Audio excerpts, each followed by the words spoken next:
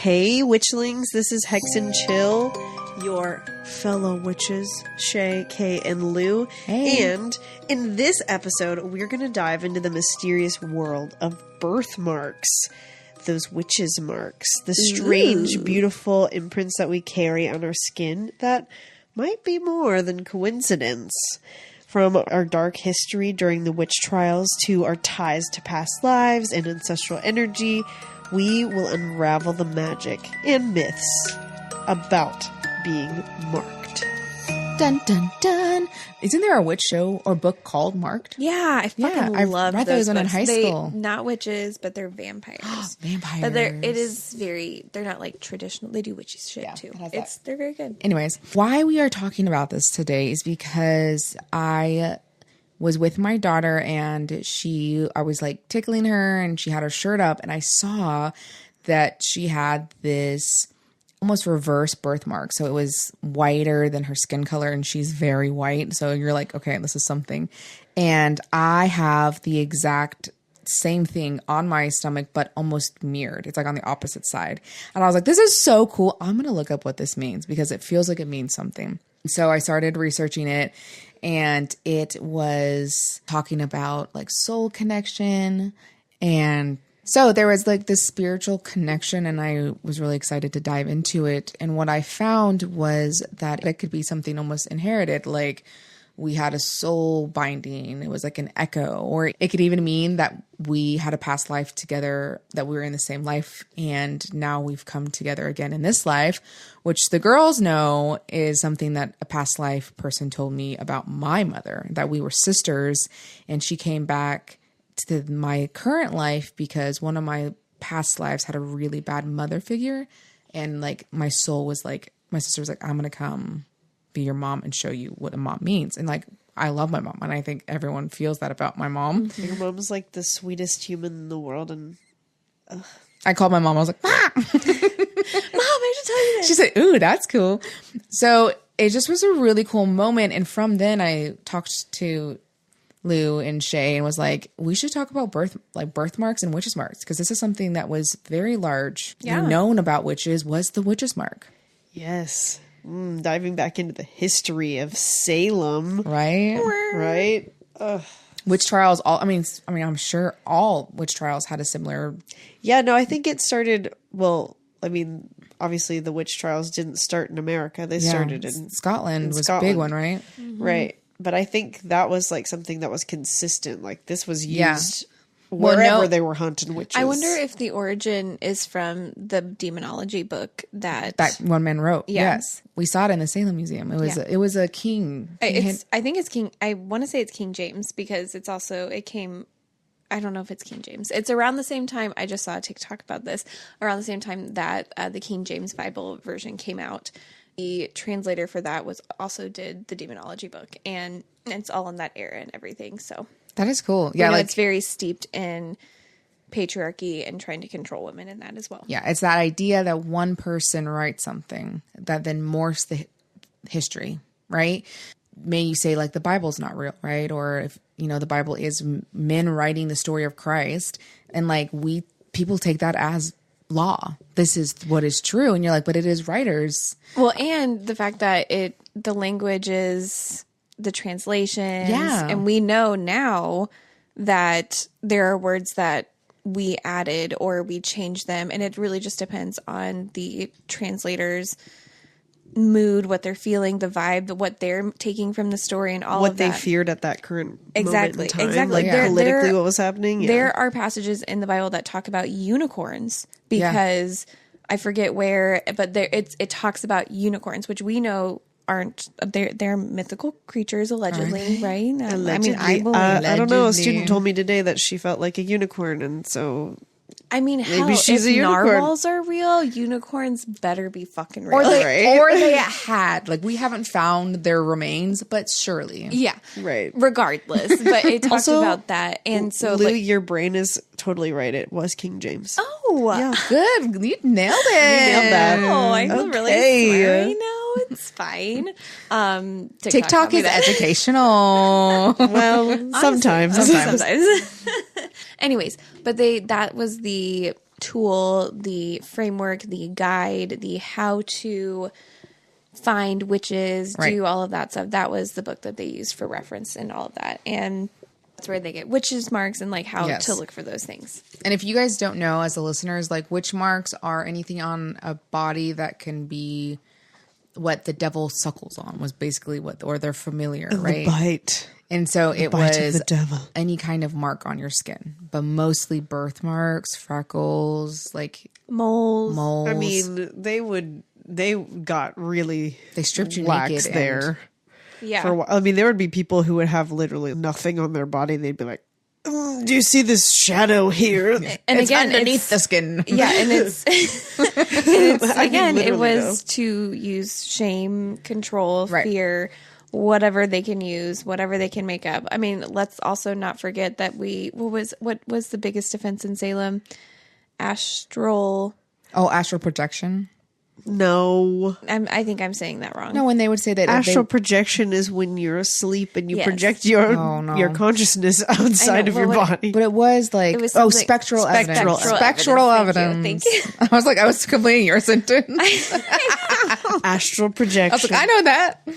Well, I mean, we all know why it was. We all know. But yeah, let's also not forget that they use spectral evidence, which is just ridiculous as well. Anyways, moving on. For the people at home, what is spectral evidence? Spectral evidence is essentially they would put people on trial, or they would have witnesses come and be like, "Yeah, I saw Betty who? I saw a ghost. Yeah, I saw a ghost, and they did this to me, and no one else can see it, but I can." Mm-hmm. And they use that as evidence to convict people. Yeah, I was thrashing on the bed with a fit.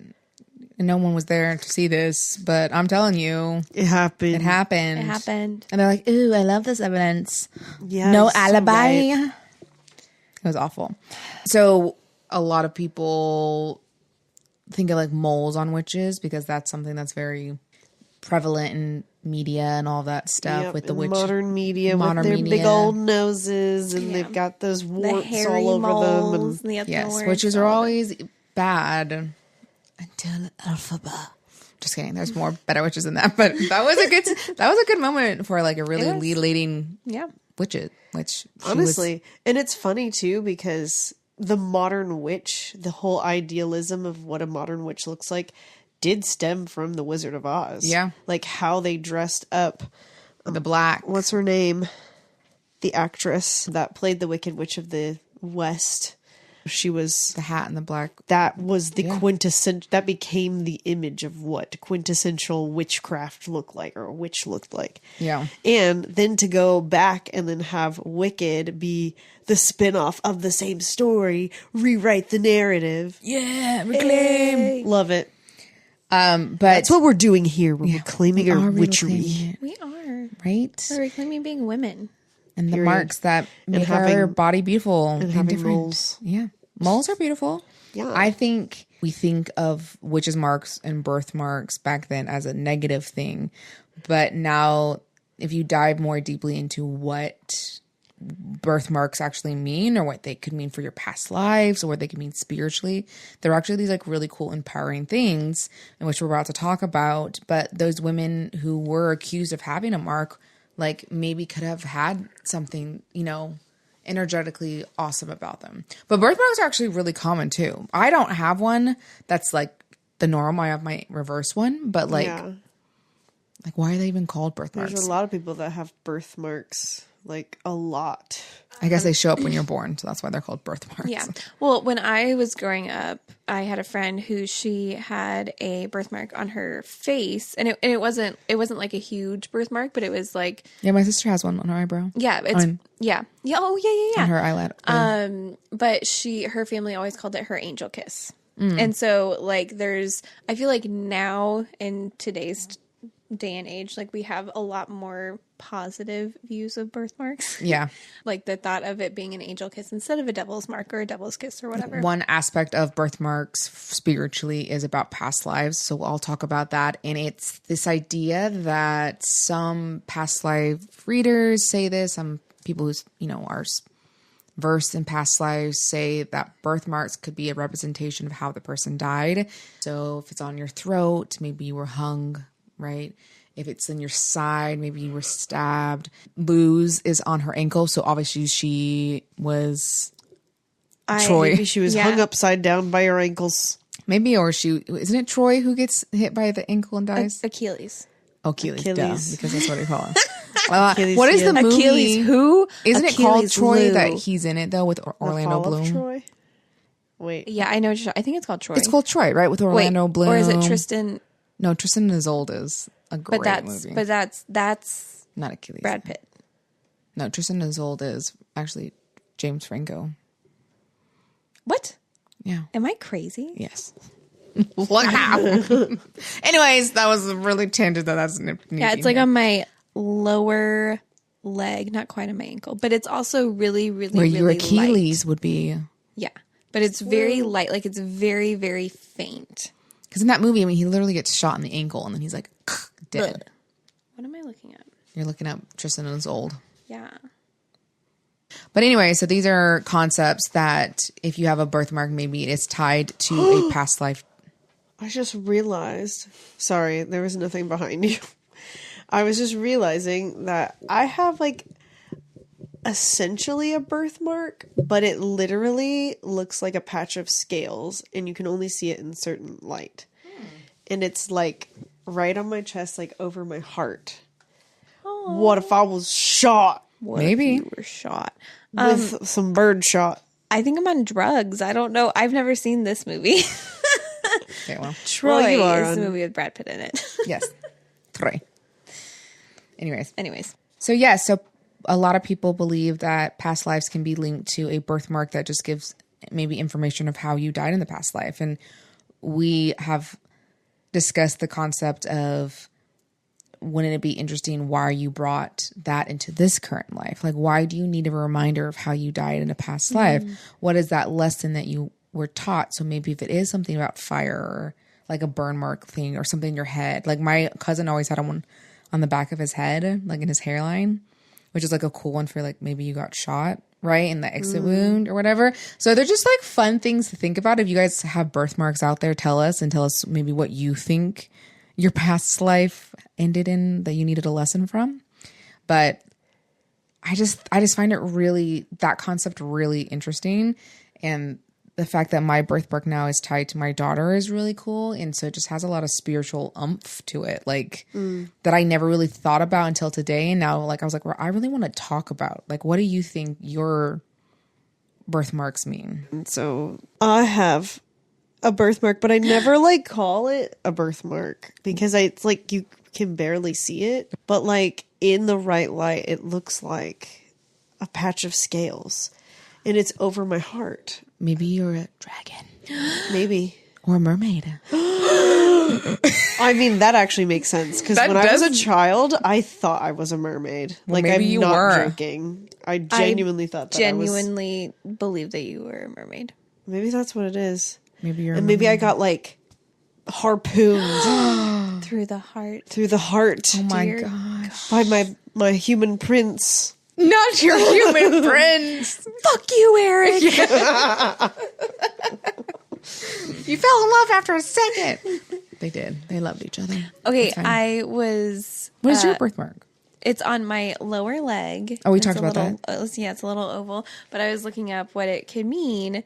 And so the lower leg specifically is the root chakra territory. So it could be stability, ancestral roots, and movement through the world.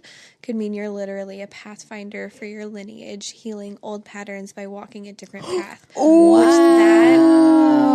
That like really, really resonates with me because there's a bunch of, I don't know all the correct words for it, but like when you look at numerology, when you do different types based on your birthday, where you were born, what time you were born, all of that. But one of my things is a pathfinder. And like, basically like this journey of finding my place in healing those old patterns and like making a new lineage and pathfinding for my legacy or whatever. So that was like, oh my God. That's super cool. What? So I freaking love that. I think that is so true. I love those witchy moments. Like I had one today with my birthmark and just talking about it. Like for you, it's the same thing. Like these moments where you're like, I love when a moment like that happens, when it's like, oh, right? The universe is just being like, hey, this is really cool. This is aligned. Yes. Yes. I love that. That really makes me question then, like, what does that mean for you and your daughter? The Right. fact that you've essentially passed on this birthmark and it's now being taken through It's like multiple that tie. generations. Yeah. And I love that it's a mirror too. It's not exactly. So it's like, what it's like almost looking into a different Like when you universe. pull a tarot card reverse. Yeah. What is this going to mean for you? And maybe it's just that we're really connected, or maybe she's going to be really connected to my mom. Like, what is it in that, what past life or anything like that? Maybe so like, you know how like with your mom was your sister in a past life. Does my mom have it? And maybe Call your her right daughter now. Call her right now.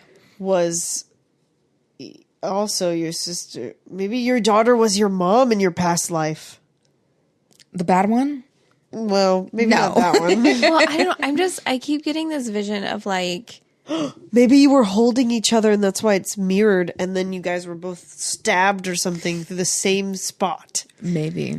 That could but be like, it. I just, it's like, it's the mirror image. So like, I can see you guys standing in front of each other, like watching each other.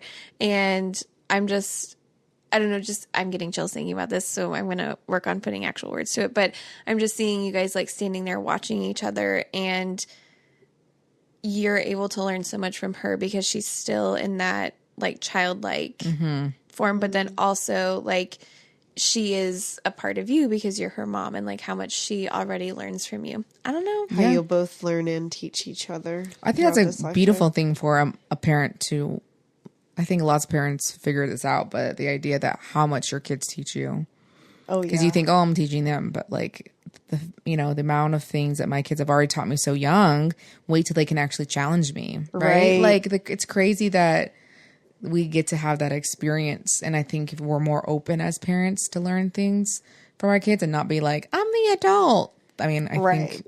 I mean, I think that's like the foundation of what being a great parent is being open. The one person in the room who is not a parent. But I think the idea of, Well, I haven't practiced. I'm not in practice yet. You're just holding her in the closer. thumbs. But the idea of being open and realizing that you don't have all the answers. And because that's such a scary thing to admit to people. Yeah. And and I'm not saying like going up to your children being like, well, I don't know what the fuck is going on, guys. Sorry. But but being able to own that we might be wrong sometimes. Yeah. And we mess up and we make mistakes and we're learning still. And I think that's a beautiful thing, because when I just remember arguments with my parents, and they would dig their heels in on something and they wouldn't listen to me, and how frustrated I felt. And it felt like a door was closing. And so that I couldn't bid for their connection in that, because it was a closed door. Whereas if you have a parent that's willing to talk to you and be open, I think this is a really weird tangent. Sorry, guys. Past lives to current lives. No, I mean, that's the important thing. I think it does tie in, because it's the idea of what are we learning from our past lives that we can carry into this, and the concept of being a parent and being connected to my daughter that's what this is all about, right? What is the universe trying to tell me about my relationship with my daughter? Is it to be, today looking at her when she was being like the sassiest little queen today, I swear she looked at me. I said, help me clean up the blocks. She said, no. Like that. And I was like, She's 2. She's 2. I said, She's 2 years excuse old. me. I said, you need to pick up the blocks with me now. They're right by your foot. Just hand them to me. And she crossed her arms and said no again. And I was like, ma'am. I was like, you are not going to get a treat if you do not do this. And she said, okay. And she picked him up. I was like, she was just being stubborn. She was just being stubborn. Like, that is all that energy was there. It wasn't because she didn't want to, whatever. Right. And who else is stubborn? me. I know we're going to bunk heads a lot, I feel like, but it's going to be good. So. Yeah. And again, like, it's exactly what Lou is talking about. Like, in those moments, those are the moments that are really going to teach you something about yourself, but then also like how to keep your relationship healthy and to keep your relationship like thriving. Yeah. And even that stubborn thing, like the concept of like keeping my fire, because stubbornness is a bad word. Sometimes we say it as a negative thing, but stubbornness sometimes just means like, I am not going to get pushed around. Yeah. Because you're passionate. Right. Yeah. I'm passionate. I want this. I'm like, you know, and sometimes we need stubborn people, even though that word feels ugly, which I hate. Yeah. Maybe but to keep so that in me. Yeah, it's true.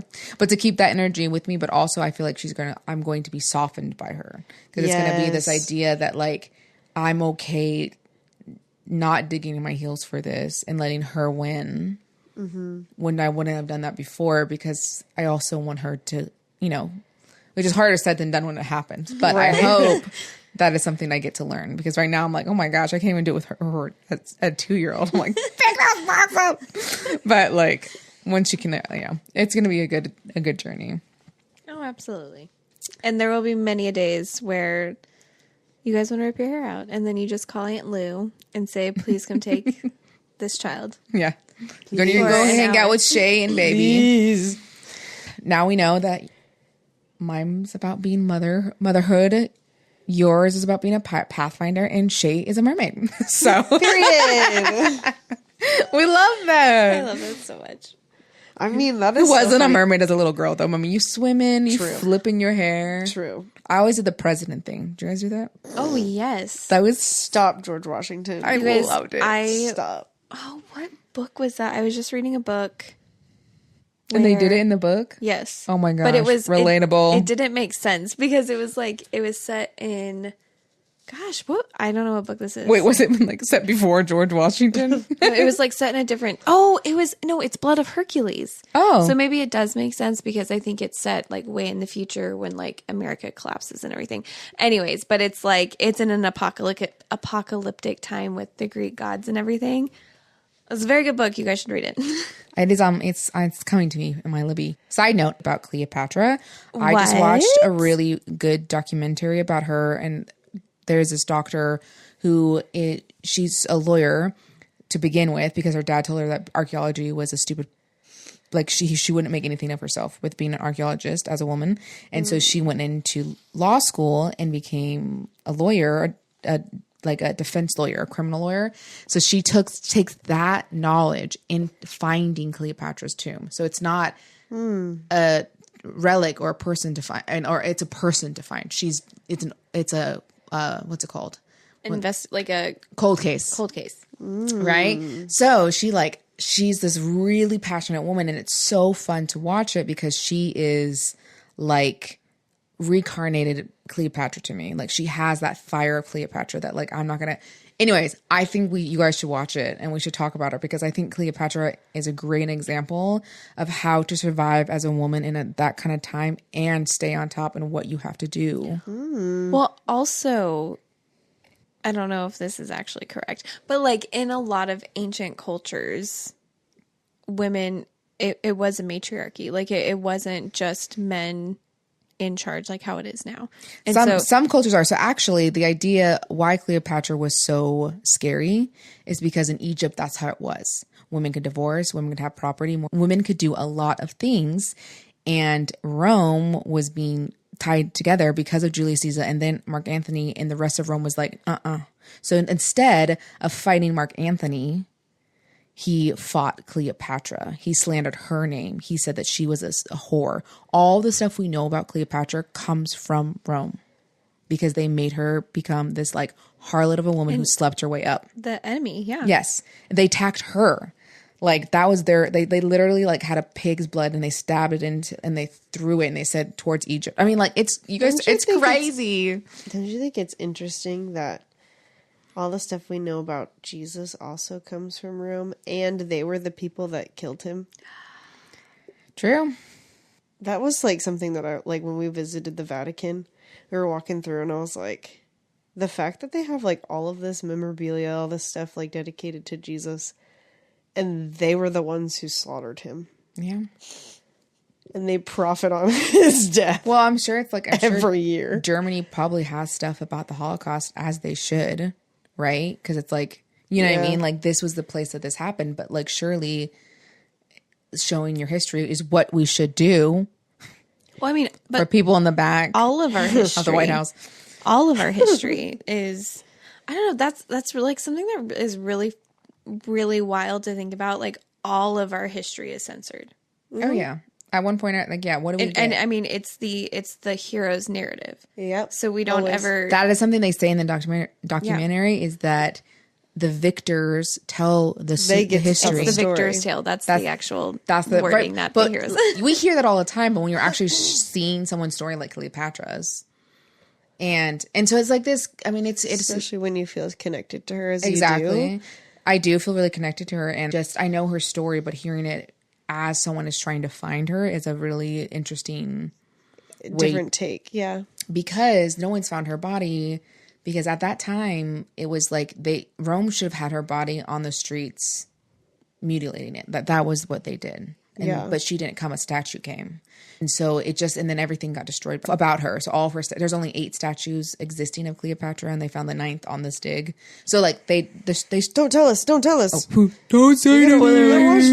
gotta watch it. What is it on again? It's on Disney Plus. It just dropped. There's one, but it's on Hulu.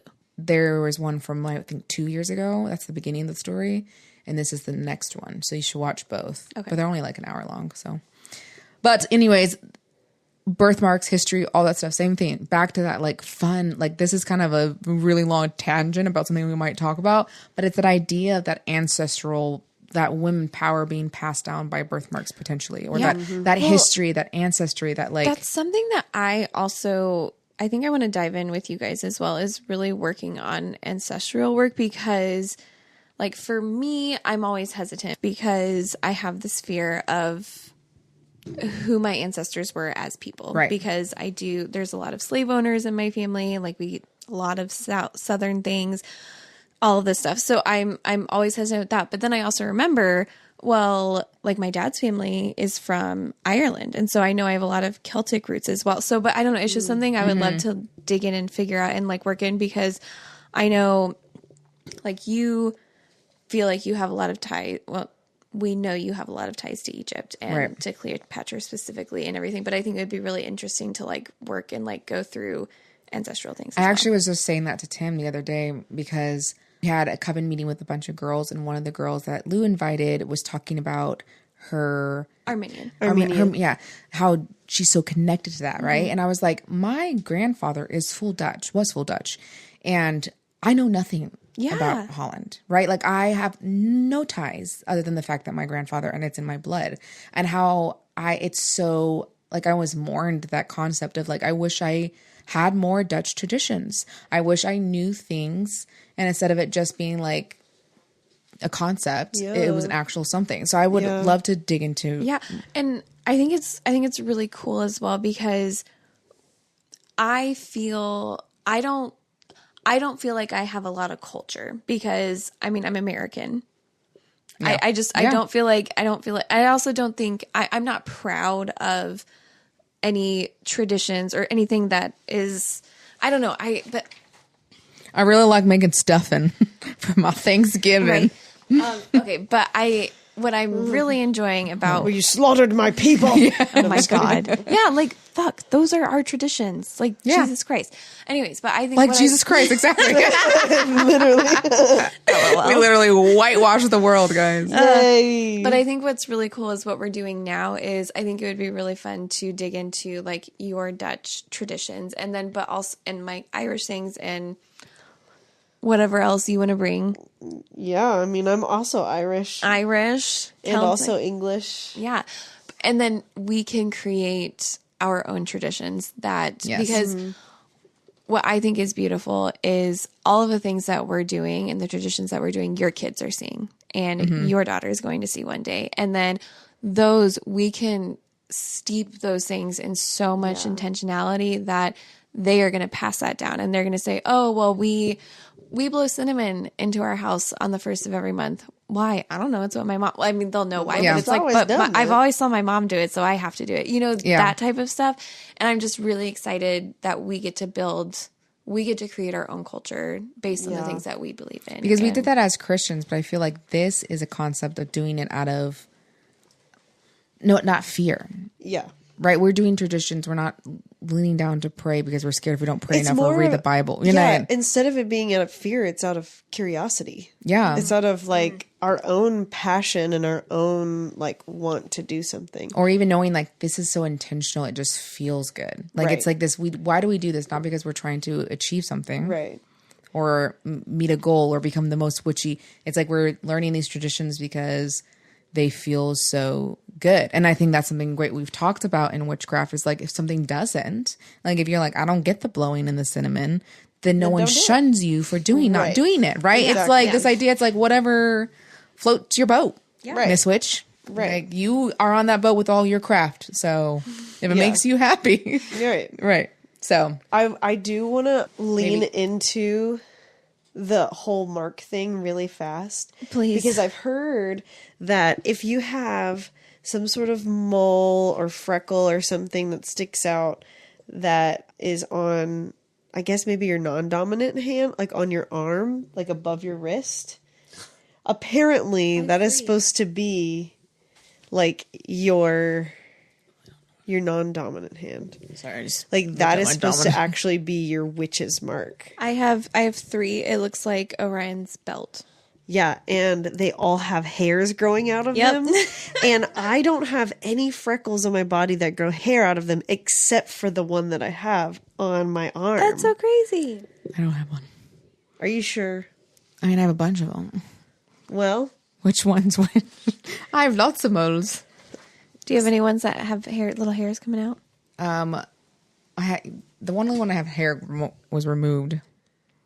You had your witch's mark all of removed? these. Right? Are those all? yeah, you have I've had 2 removed just because they were. It was one on my face. That was when she was ashamed of being a witch. Yeah, I had the traditional one, guys, right on my chin. That was the most witchy. Did I know you with that? No, I got it removed in high school because people kept on asking me if I had chocolate on my chin. That is so rude. That's so rude. And then I had one on my like lower stomach that got removed because it was falling off. It was like one of those ones that just ended up. Yeah, I have. You probably also can't. I have this one on my nose. Oh, yep. There she is. You And can- then you also have a little one on your Yep, I chin have too. one here and one here. Yeah, yours are cute and dainty. Mine were like, "Hello, I'm a mother." Sprout black hairs like nobody's. I know we just business. got it out, right? I know it's annoying though. Yeah, and then I have the 3 on my arm.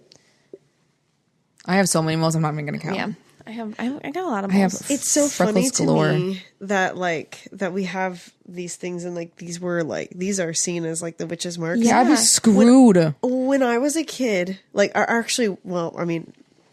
when I was a kid, my mom told me that when she was pregnant with me, she prayed and prayed and prayed that I would not have any moles on my body because she was so self-conscious about her own beauty marks and her own like Crazy. whatever. Yeah.